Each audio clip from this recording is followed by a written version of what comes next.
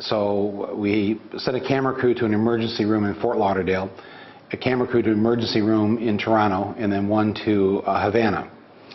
And they were to each wait until someone came in with a broken arm or a broken leg. And then they were going to follow that person through and see how good the quality of the care was, how fast it was, and how cheap it was. And I convinced Bob Costas and Ahmad Rashad, sportscasters, to do the play-by-play of what we called the Healthcare Olympics. And so it was a race between the U.S., Canada, and Cuba. And to make a long story short, Cuba won. They had the fastest care, the best care, and it cost nothing. We turned the show into NBC that week, and I get a call from the censor. They're not called the censor, they're called standards and practices. And so this woman calls, she's the head of standards and practices, Dr. somebody. I don't know why she actually had a doctor before her name, but I forget her last name now. But she calls and she says, Mike, Cuba can't win.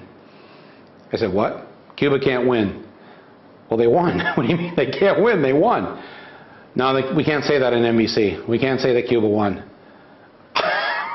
Yeah, but they won. They provided the fastest care. They were the cheapest, and the patient was happy, and the bone got fixed.